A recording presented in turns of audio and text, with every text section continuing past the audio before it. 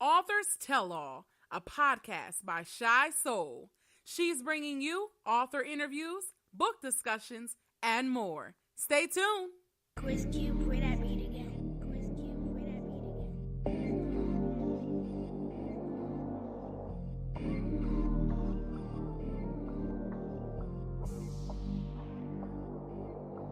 Just listen.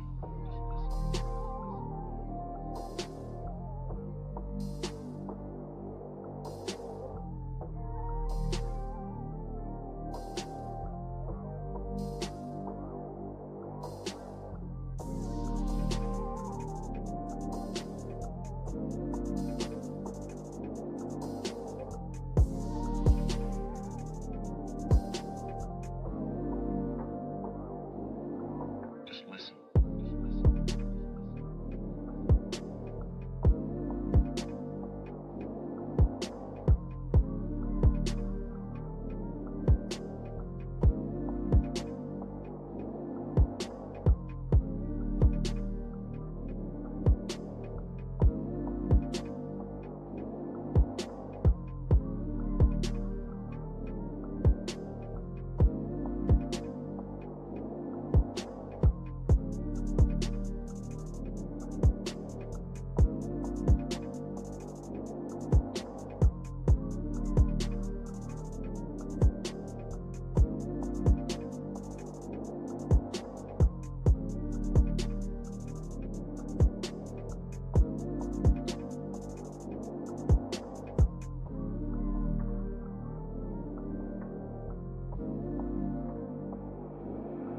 Just listen.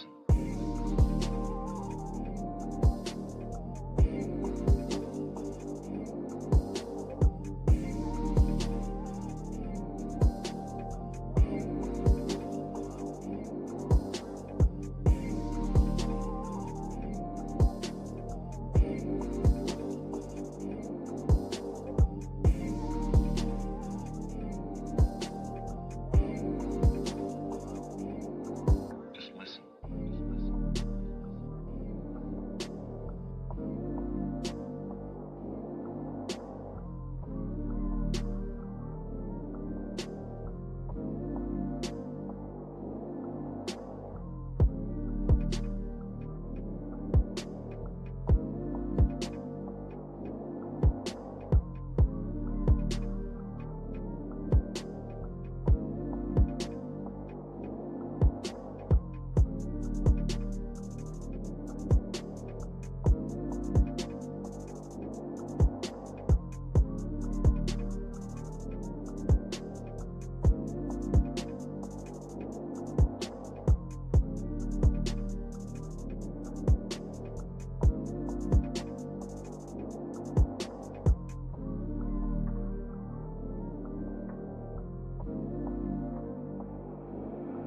Just listen.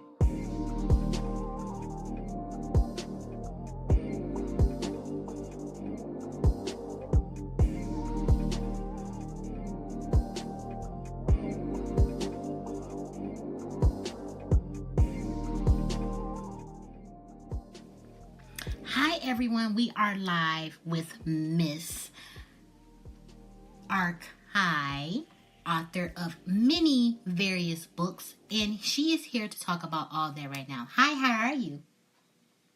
I'm good. How are you? I'm doing very good, Erica. Now, what do you want to get into first? We can talk about anything you want to talk about. This is your interview about having fun, talking about your books, what it's like being in this industry. Any route you want to go, we can go there. Okay. Well, let me start here. I live in Colorado, Mm-hmm. and I just left a voting rally. So I just want to say really, really quickly before we get into all the other stuff, especially to my people, my black folks, my kings and queens, please, this midterm election is more important than the presidential election.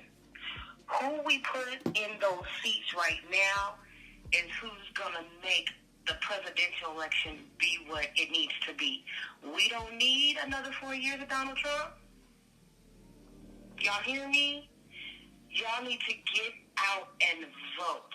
I heard a statistic in the rally that when Obama ran for president, 68.5% turned out to vote.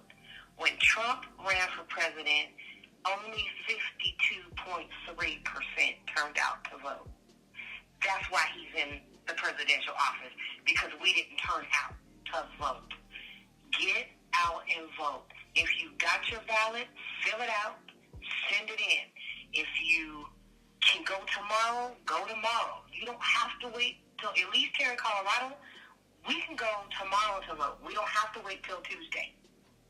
So I'm just saying to everybody in every state that is of African American descent, get out and vote. Trump has stated that he is trying to take the 14th Amendment out, which means we will no longer have citizens' rights in America as African Americans. Like, it's that serious. Y'all get out and vote. So, now that I said that, we can move on. Yeah, she really has a point with that. Like, just how we have a say with our books, we should have a say with that. So, make sure you guys go out and do that. That's very serious. Now, besides the politicalness, when did you first start writing? So, I first started writing in, let's see, I got to count back from when the book was actually first published, though. 15, 14, 13. So, I actually started writing, or God told me to write, in 2010. Mm-hmm. But like most of us do, when God tells us to do something, we go, are you crazy? That's not me. I don't have nothing to say. Nobody's going to want to read what I write. For real? Write a book? Seriously? I don't think so. So,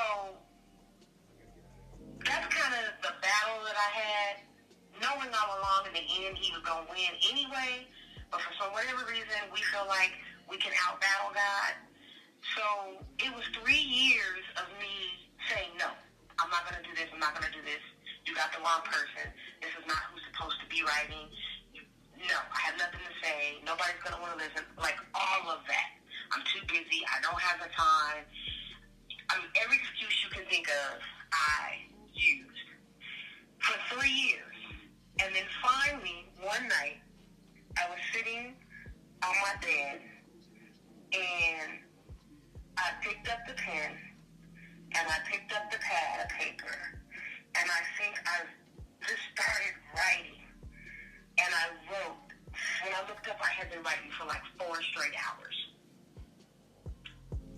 I was like, where did all this come from? And all I kept hearing was God saying, I told you. I'm a teacher by nature. Mm-hmm. That is what I do.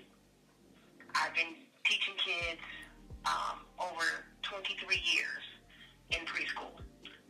I'm just a teacher by nature. It's just natural. If somebody comes over and they say, what you cooking? I'll teach them what I'm cooking. Like, it's just natural for me to teach.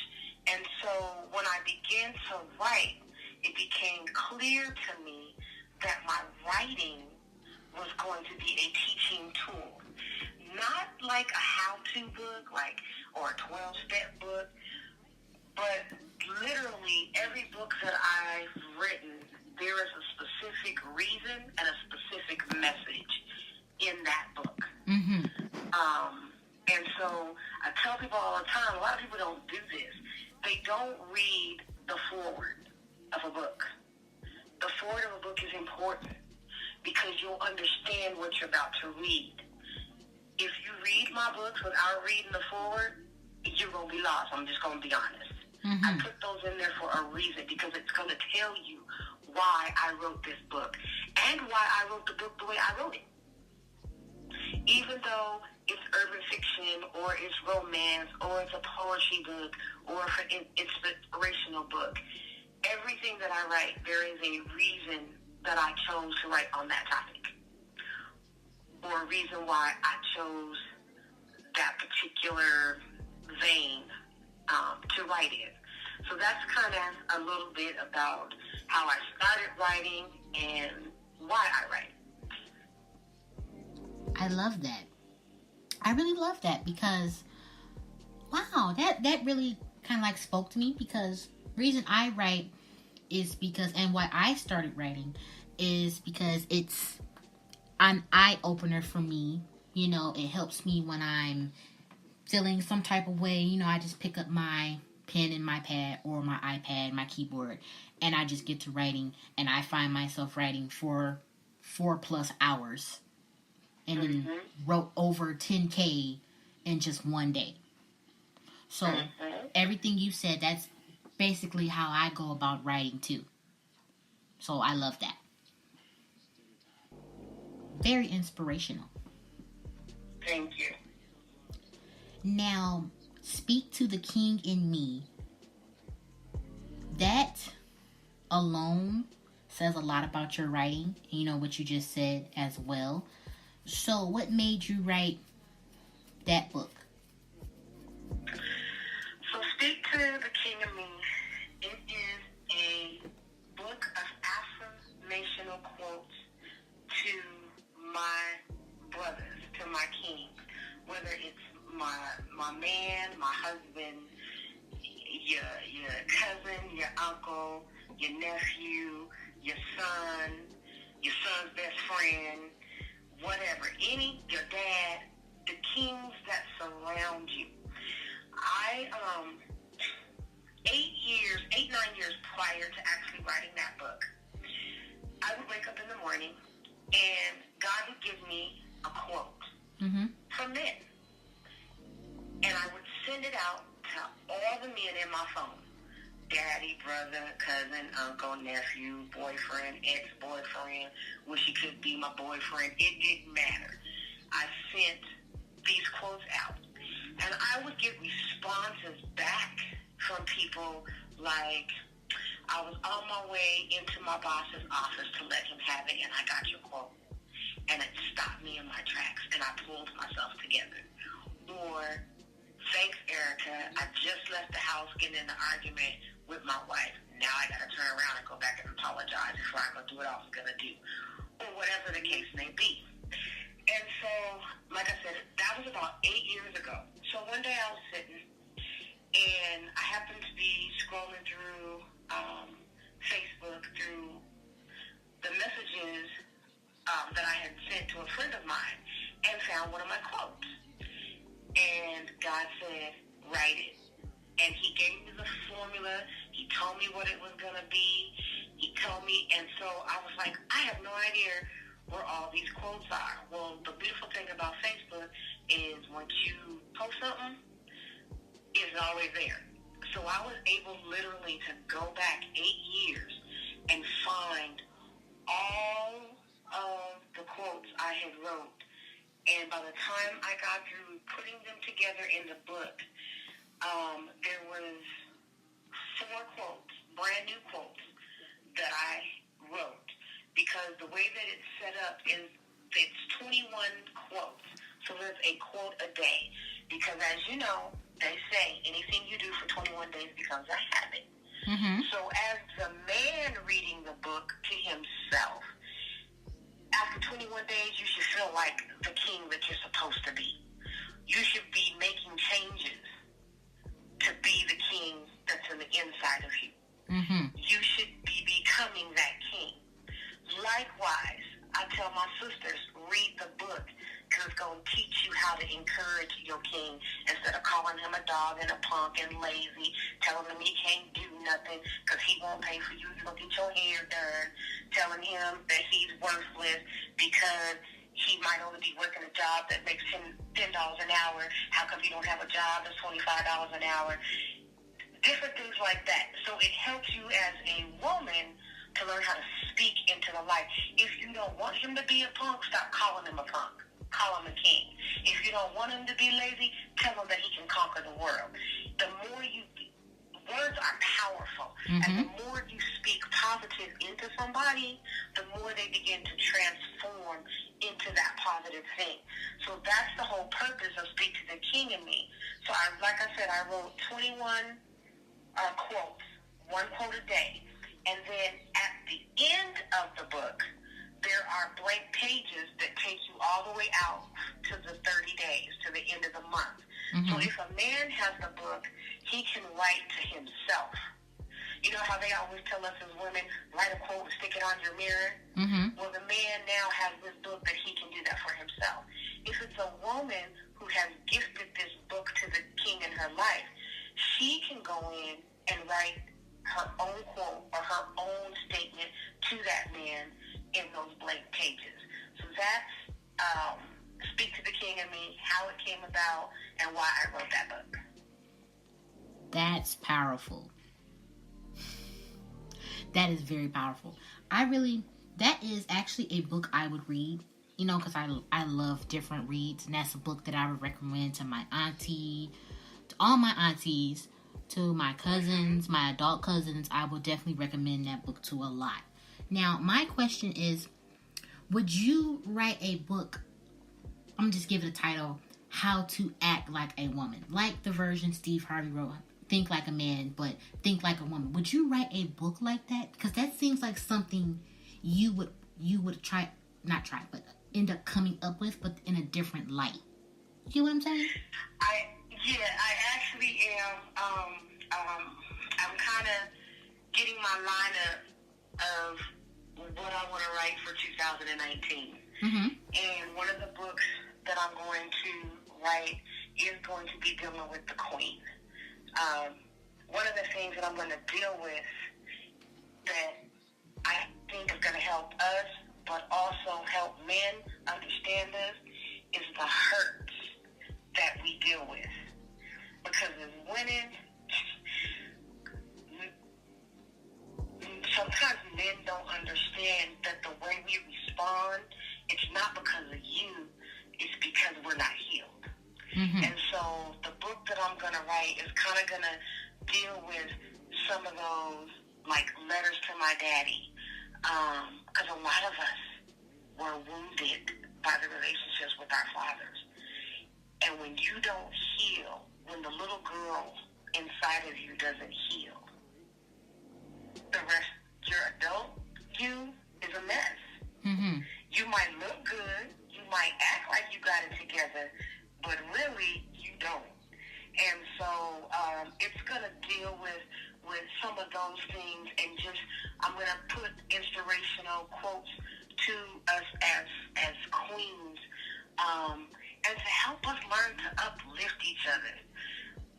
I've never, like, when I look at, and somebody may not like what I'm about to say, and really I don't care, but when I look at other races of women, I do not see white women, Asian women, Hispanic women.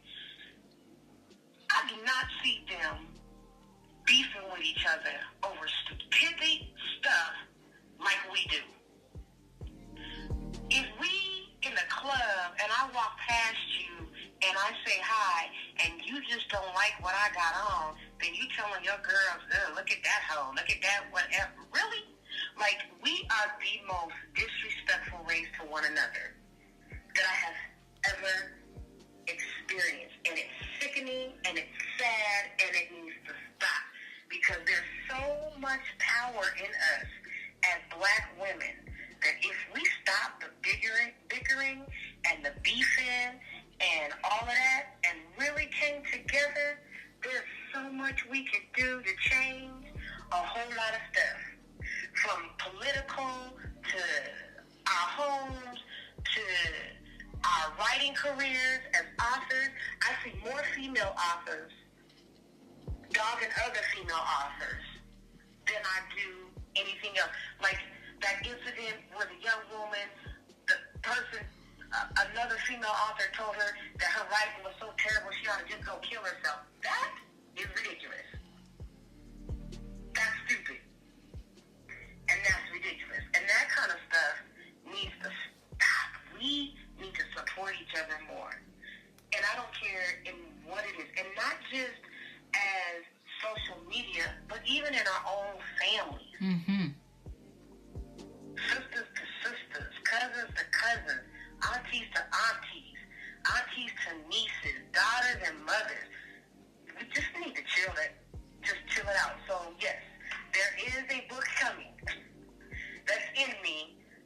in 2019 that's going to deal with that. I even have men ask me, are you going to write one about the women too?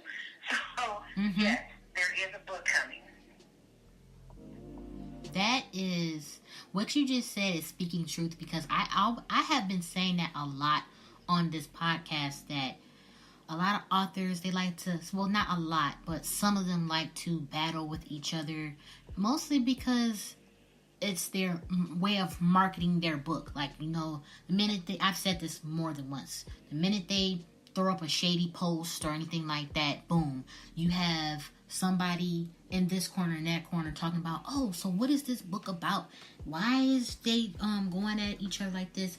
Is it because of the book? Is it because of this? I really want to read the book now because of the drama and the pettiness and everything like that.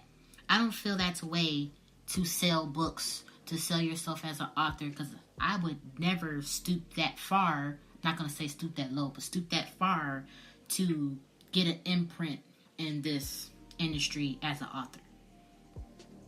Right. I just don't see that as fit to how to come up, because I have seen it a lot, and I read it and I'll just move on, or I'll get off of social media and be like, oh, that's enough for me today.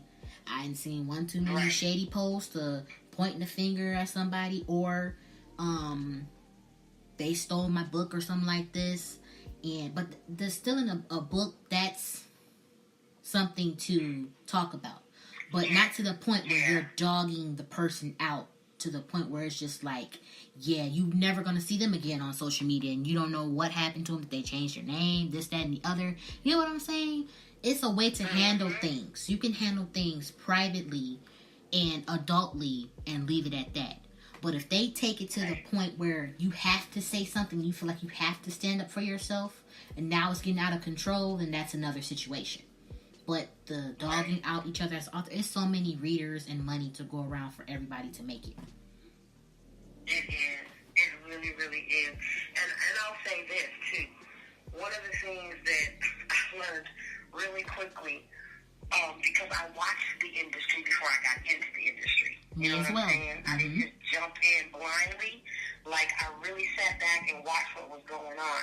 And when you talk about people's books being stolen and stuff, I remember reading a book with the title, one of my pen sisters, because I'm now part of Snow Publishing.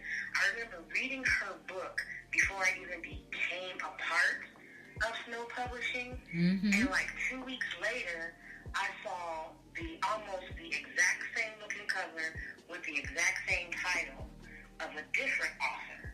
So naturally, I read the book, and there was so many similarities, and I was like, are you kidding me? You are that uncreative and untalented that you've got to go and steal somebody else's writing? Now, granted, I might be stuck in writing a book, and I might, because I don't know what it was like on the streets of New York being a drug dealer, right? Exactly. But I'm trying to get that feeling. So I might go read another author's book who maybe has that kind of drama in their book, so that I kind of get a feeling for it. But I'm not going to write what they just wrote in my book. Exactly. You're just basically doing research. So that I can get an understanding of what that feels like, how to make it gripping. You know, and it's not just one. I might read 4 or 5 and just look in the book for that particular part. I have books in my Kindle that I'm actually going to read them all. It's hard when you're an author to be an author and a reader, but I try to do my best. But I have books that I downloaded specifically because the title fit what I'm trying to bring across in my book, so I can read some of that book and get an idea and an understanding. Because a lot of times when you write, yes, you write out of experience, yes, you write out your own personal stuff, but then when you get into some of these other genres, if you've never experienced that lifestyle, you got to go read about it to understand it so you can portray it correctly. And so, but I don't go and steal somebody else's words and try to make them mine. And I've seen that. And that, to me, is unreal. I've also seen where readers have taken somebody's work. Yep. And so what I've learned to do is I have a non-disclosure form that if you say you're going to be a reader for me, you have to sign this form and send it back to me before I send you my book. That way, if I find out and I happen to come across that my stuff was stolen, I can come after you because that is a legal binding document in the court of law. And I will come and find you, and I will sue you, and I'm going after whoever took the stuff from you to use it. Exactly. So, I just say that to all you authors out there. If you are sending your books to people to read, give them a non-disclosure form before you send it. Make them sign the non-disclosure form. Period. I hate to say it, but just like in the music industry and Hollywood, you can't trust nobody. You got to make sure you got yourself covered. That is true. I'm glad you said that because I have been through it. So I know how it feels. I'm writing my own book. And I'm a reader too. So I'm like, I want to read some books. Let me go and buy some books, download some free books, read them. Or I'm looking up some books just for research. Because like you said, I never known a kingpin or been in that, nothing like that. So I'll have to research that. So I said, let me read up on a book, and be like, okay, so this is how she see it in her way. Then let me go do more research other than that and, put my own twist on things and create my own story plot. A lot of people don't do that. So, like I said, that has happened to me where I've written a book, worked, I don't know how long on the book. The book is amazing. They loved the book. This book was not published on Amazon or anything like that. Wasn't even close to being published on Amazon yet. That's the crazy part and the most heartbreaking part of it. The book was not published. It was going to be published on Amazon. I just hadn't finished editing and all that stuff. So most of my readers on there have peeped it out, be like, oh my God, this book is so this, that, and the other. What's going to happen next? So a girl, who was a fan, messaged me like, oh my God, I love your work. I've been reading it, this, that, and the other. Fast forward, she stole the book off of Wattpad. Mind you, my stuff on Wattpad, I really don't have none of my work up there anymore. Just like a book that's basically for Wattpad and that's it. Went on there, stole the book and all that. I said, okay, this is not right. Because I had already seen her cover and her title. I said, in my heart was like, it was off. I said, this kind of seems like something I've written. But I didn't want to jump the gun until I actually read it. Once her book came out and I read it, I said, you got to be kidding me. She took a book that was on my page, that is my work that I own, that I took forever writing and working and putting my best heart and soul into this book, and for somebody to just take it off of a platform and use it as their own to get published and publish that book, I said, oh my God, this is not happening. Contacted her publisher and everything. That book got taken down the same day. The same day it got published, the same day it got taken down, and her whole contract was revoked. I said, that's just heartbreaking. For somebody to write a book, but it's somebody else's. Right. This is why I like talking about these things on the show, so new readers can know of this. It's plagiarism. Simple as the fact that it's plagiarism. People can, they like a snippet out of your book and will take and be like, I can change this around. But you're not changing it around good enough because the person who wrote that is going to know that that is their words, period.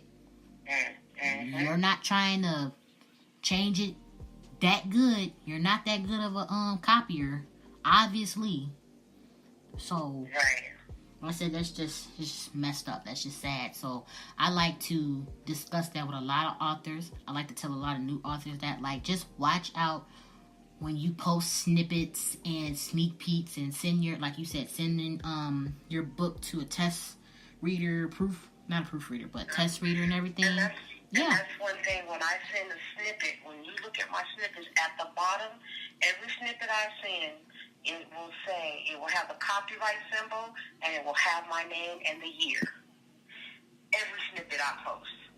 Because that way, even if somebody takes a snippet, I've got proof to show, no, on February 15th, 2015, I posted this snippet. Here's the copyright with the date, with my name. Because that will hold up in court. Mm-hmm. You see what I'm saying? Yeah. So when I now people like my publisher, she does short stories. That's different. She does that just to do it. If somebody takes something from it, it's like whatever. She just does that to keep her readers entertained and things like that. But when I'm taking an actual piece out of my book to post a snippet of what's coming, I make sure that copyright is on the bottom of that snippet. Exactly. So that way, like I said, if it pops up somewhere else, I can be like, no, honey. I'm sorry, but that belongs to me. No, it don't. Oh, it doesn't? Okay, then what's that? Exactly. That's exactly what I said. When I went to her publisher, she said, do you have proof? I said, I absolutely have proof. My book is on Wattpad. You can go search up my name. I'll even gladly send you the link. And you can, from the first page, she said, from the first page, I'm so sorry. She said, and I read her book, and from the first page, now I know this is your work. From the first page, that's just sad. From the absolute first page to changing the characters' names and everything, changing the city. No, not wait. She didn't change the city. She kept the city the same, and just changed the occupation. That's it. Just changed the occupation for my main female character. And she said, her publisher said, I do not condone this. I'm so sorry. I have worked with you and talked with you, and for her to do that, she said, oh, she's getting terminated immediately. And then I showed her screenshots and messages and everything, and she said for her to lie on top of that, she said, oh, there's no way. So I just felt really, really heartbroken. And yeah, I said I was just so like just over it at that point. I made a message on my Wattpad like this book has to get taken down, and the rest of my books, because my publisher is not going to allow me to have any books on here anymore because of that one situation.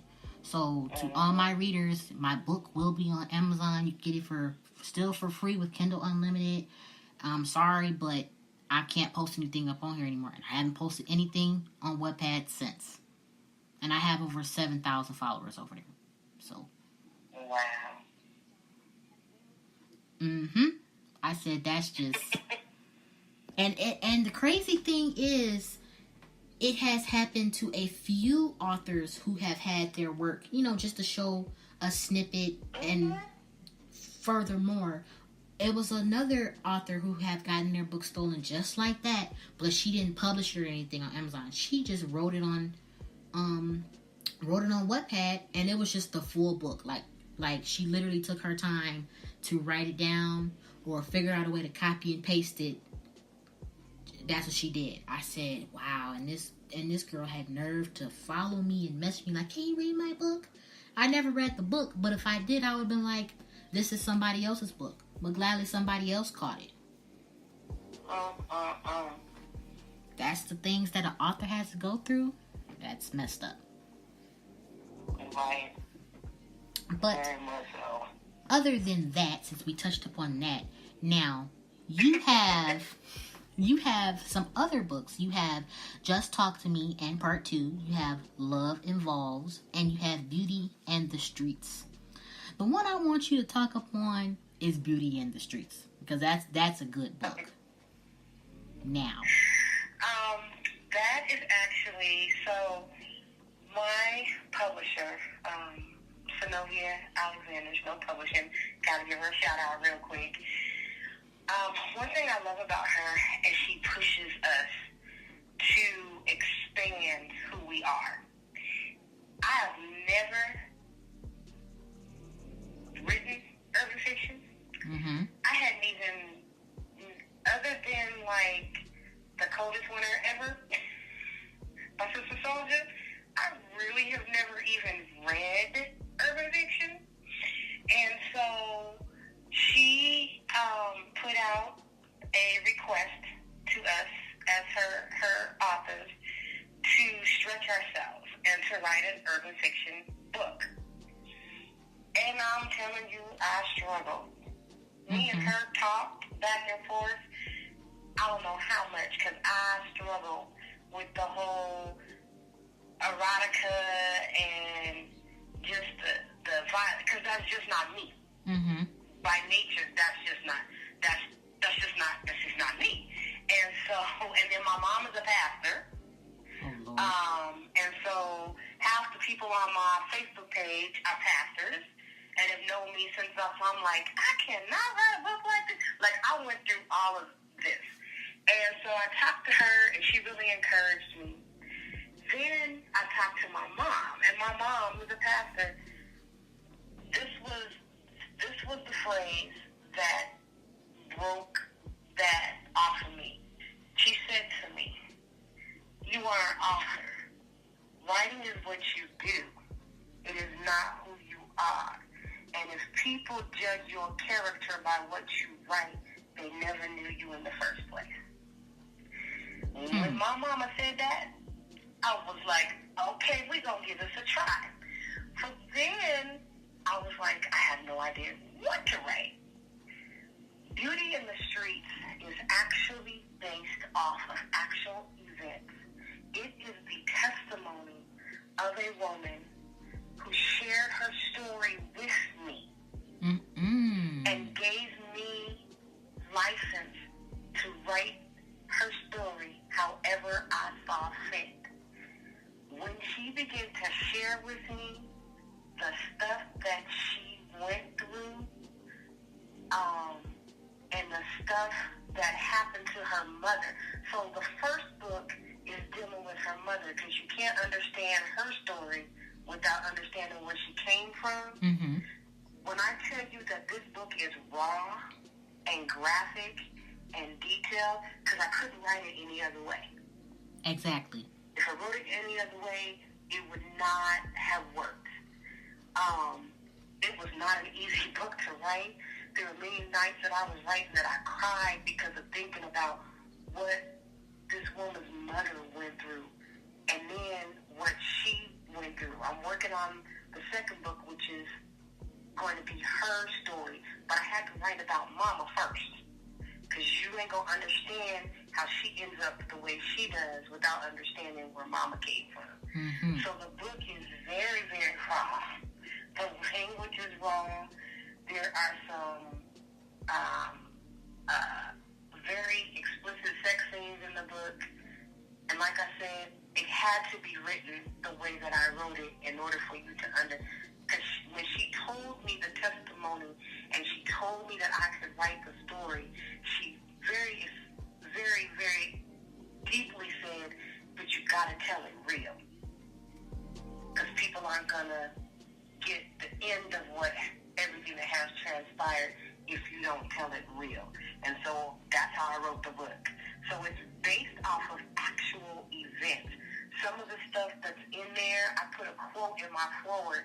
I said, I put a Kevin Hart quote. You know how Kevin Hart always says, "This shit is so wild, it had to be real." Mm-hmm. I put that quote in the book because the stuff that physically happens and the things that happen in this book are no joke. Of course, the names have been changed to protect the innocent and the not so innocent. But, and of course, because it's a book, there's a little bit of embellishment, lavishness, because that's what you do as a writer. But it's based off of actual events. And so I'm pretty proud of that book. because, like I said, it was my first stab at urban fiction. I didn't get a lot of people, at least that I know of, that actually downloaded it, or if they have not read it, for whatever reason. I'm a new kid on the block, and it's really hard for us new kids on the block to break in, because people gravitate and get stuck. It's kind of like I'm a Marvel Comics fan. So before I go see any other movie, the first movie I'm gonna spend my money on is a Marvel movie. So you get stuck, and you have that you like, and so sometimes people are afraid to try something new and try something different. But for those that are listening, it's the way I had someone explain when they read my book to me was, this is such a different twist on urban fiction. People need to read it. I felt like I was watching a movie while I read your book. Mm-hmm. And so, that's my baby. That's my urban fiction baby, because that's the first one that I wrote. And like I said, I'm working on the second one. Hopefully the second one will drop before the end of the year. It will be my last book of 2018. That is something. I would have never expected you to say that this book was based off of real life. That's a fact. I would have instantly just thought that this was just a fabric of your imagination. Really, I did. And let me tell you, some of the stuff that happens in that book, like, I had to go do actual research. Mm-hmm. So, for those of y'all who got virgin ears and may get offended, I had to go watch porn. I had to go watch girl-on-girl sex. I had to go watch what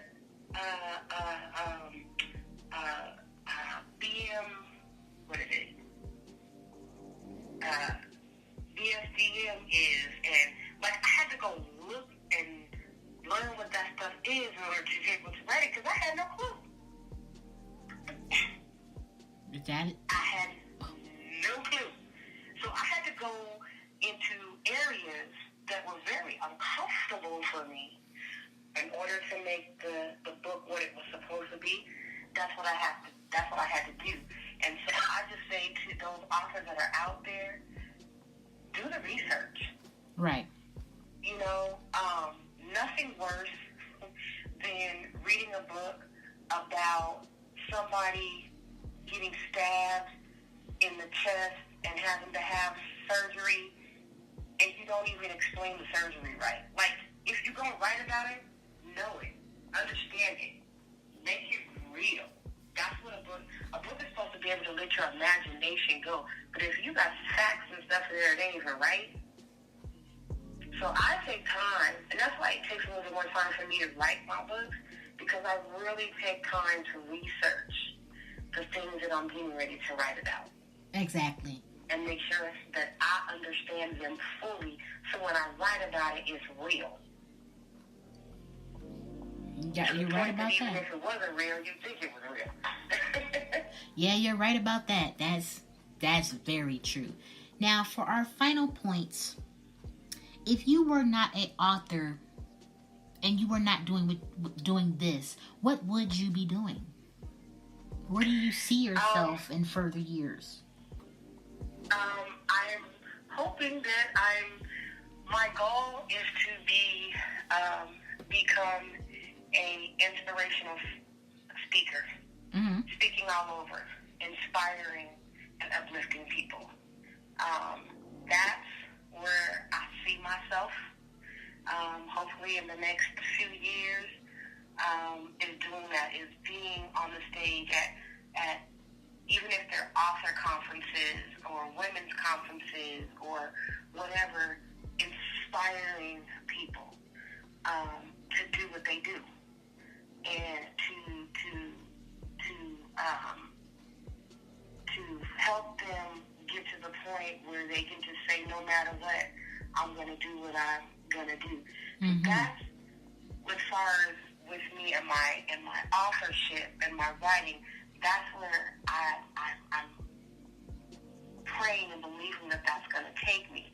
Now, if I wasn't an author and I wasn't writing, and actually, I was in an accident in February, so I haven't been released to go back to work. But, yeah, you told me that. One of my dreams is to open up my own daycare. Like I said, I've worked in preschool for 23 plus years. But the daycare that I want to open is specifically for those parents who work those third shift and graveyard shifts, because there's no child care for them. And so a lot of them get these jobs that pay great money, but then have to quit because they wishy-washy family. 1 week they watch the kids, the next week I can't, and stuff like that. So that would be another thing. And then lastly, I want to put this out there. Literally, I kid you not, 6:30 this morning, God woke me up and said, I have something I need for you to create. I need you to do this. And I'm like, I looked at the clock, and I'm like, okay. And I kept trying to go back to sleep, and it just would not leave me alone. So I am in the process of developing a magazine. I'll give the initials. I'm not going to tell you the full name because, don't want nobody steal it. It's going to be BAU Magazine. It's all about the push. And it's basically going to be a magazine specifically geared for African-American authors, publishers, y'all that have podcasts and radio shows, y'all that are bloggers. So be on the lookout because I'll be sending out information and telling you how you can get into the magazine and all of that. I'm formulating it now and going to be looking at different programs to lay it out. So if anybody knows of a good program, let me know. To lay it out and everything, and then move forward from there. So that's something that I'm working on and hope to have the first issue of that launch January 2019. I am here for it. And when you said January, that is my birthday month. I'm here for it. All right. And so me and you may be talking because, I'm going to need that special logo for this. So just in case y'all don't know, this is my logo girl right here. Every logo that I have, she has developed and designed for me, and I absolutely love everything that she does. So just a quick shout out to you about doing those logos. She's bomb, y'all, so reach out to her. Thank you. Now, is there any shout outs you'd like to give? Because, a lot of people are going to be listening to this. And you give them names, and I already know they're going to message you quick like, oh, really? So this is your chance to give out those shout-outs. All right. So, first and foremost, like I said, I got to give a shout-out to my publisher, Zenobia Alexander of Snow Publishing. That's number one. I got to give a shout-out to her. Second of all, I got to give shout-out to my team. And there's so many of them, so y'all forgive me if I leave anybody out. But when I say that these authors write, I tell people all the time, I don't say it just because they're my pen brothers and sisters. But like I said, I read some of their works before I even decided to sign with Snow Publishing. And it was because of the books that I read, the quality of the books that these men and women put out is why I signed a contract with Snow Publishing. So, first of all, Zenobia Alexander, who is the publisher, fire when it comes to the writing game. E.G. Weeks, Weeks, Fire. Fire the author. Fire. Natalie L. Gamble. Ronald Grady. Charles. Chucky J. Laurie. Yanni Michaels. Joy Hammond. Jennifer. Stevens. Oh my God, there's so many of them. God. They're just not, they're not coming to my mind. But we have a group that's called, let me look it up real quick. Because if I give you the name of the group, you can go right to the group and find all of these authors, become part of this group, become one of our readers, one of our supporters. Let me just go there real quick.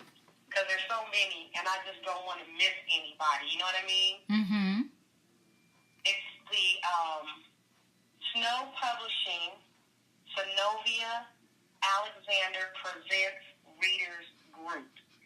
So if you are a reader and you are looking for some new, fresh blood, as they say, go and request to join that group. We're looking for you, and we have some great stuff for you. I give a shout out to Michael Horn, who does our covers and has done every one of my covers. The man is amazing.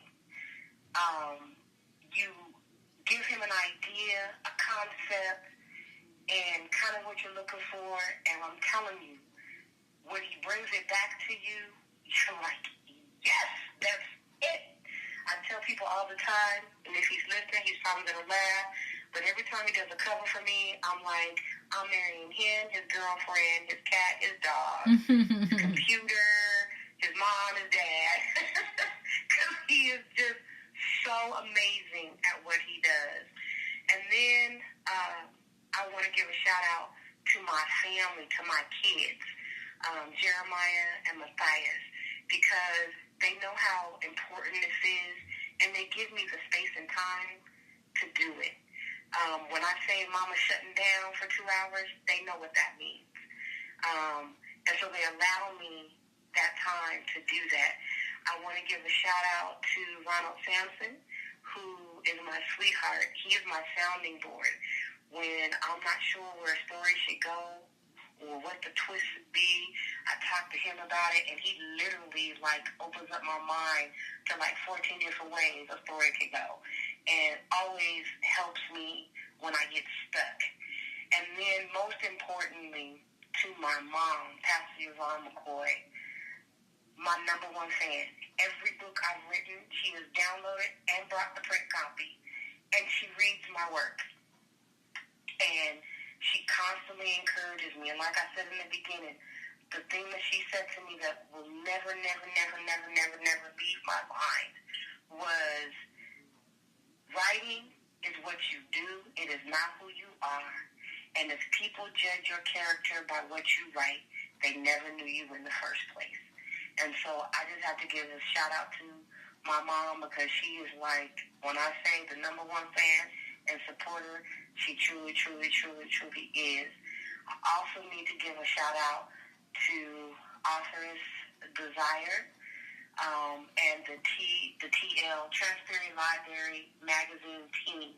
I do articles for that magazine. I was just on the cover of the November issue, and it made bestseller.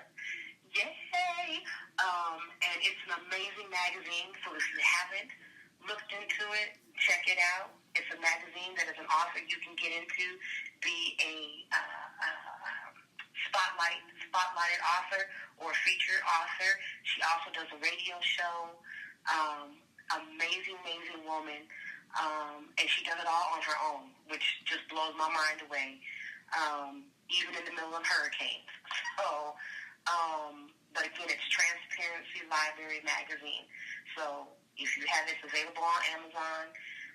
And so that would be my shout out that I can think of right now. That was lovely. I loved having you on the show. I Love You, She Loves You. All her books are on Amazon and her website. I will make sure to link that in the comments so you guys can go to that. And when I share this link again, when we go off live, you'll be able to go back to this and hear everything she said if you missed it. I love you. Good night. Bye. Love you too.